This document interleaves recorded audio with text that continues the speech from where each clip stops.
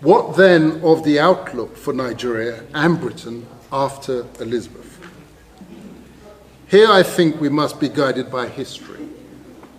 I turn first to words spoken by the Secretary of State for the Colonies, Oliver Littleton, Lord Chandos, as he was otherwise known, on the 21st of May, 1953, during the emergency debate on Nigeria's constitutional future, roughly a week before Queen Elizabeth's coronation. This is what he said. Recent events have shown that it is not possible for the three regions of Nigeria to work together effectively in a federation so closely knit as that provided by the present Constitution.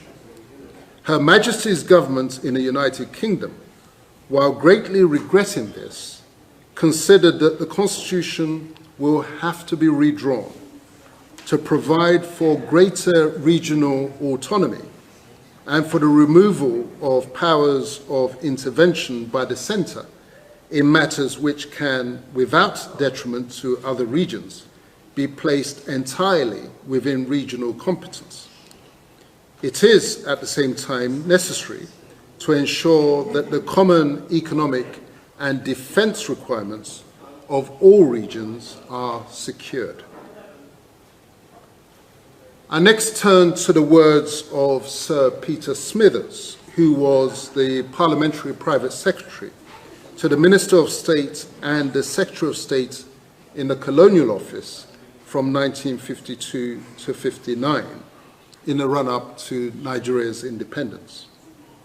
He was also the Secretary General to the Council of Europe from 1964 to 1969.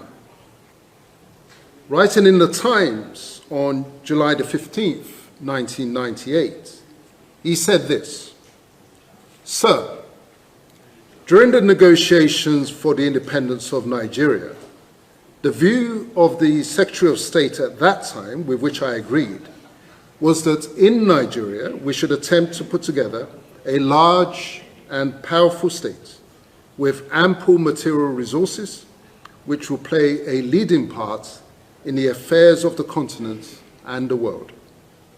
This was attractive, but it involved forcing several different ethnic and cultural groups into a single political structure. The negotiations were complex and very difficult. The chief problem, as I remember, relating significantly to the control of the police and the military. In the retrospect of 40 years, it is clear that this was a grave mistake, which has cost many lives and will probably continue to do so. It would have been better to establish several smaller states in a free trade area. In exculpation, it must be said that we did not then have the examples of the collapse of Yugoslavia,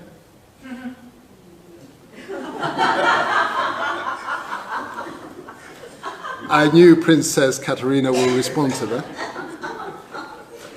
We did not have the examples of the collapse of Yugoslavia and of the Soviet Union before our eyes. It should now be clear for all but the willfully blind to see that it is extremely dangerous to force diverse racial and social entities into a single rigid structure, such as that which is being built upon the foundation of the Maastricht Treaty. Recent history suggests that it would be best to complete the development of the common market and to call a halt to political integration in Europe. Well, we all know about Brexit, don't we? Let me conclude these remarks by sharing with you what the new Nigeria will look like.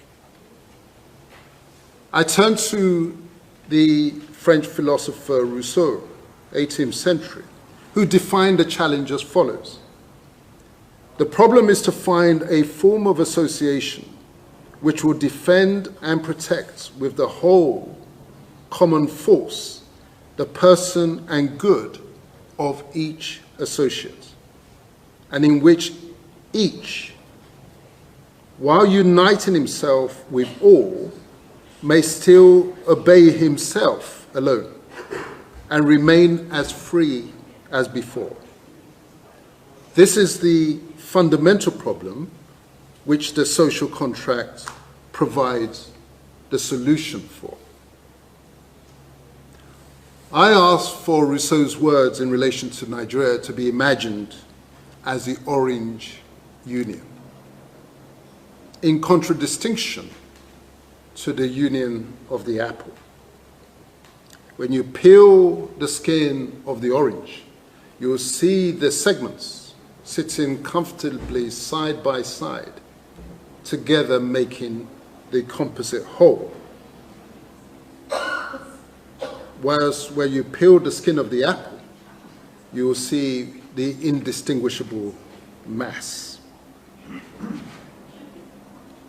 That Orange Union, in which the ethnic groups uniting to make the whole in association, but in which, an association in which they may still obey their own priorities and remain as free as before. I conclude by inviting us to proclaim loudly,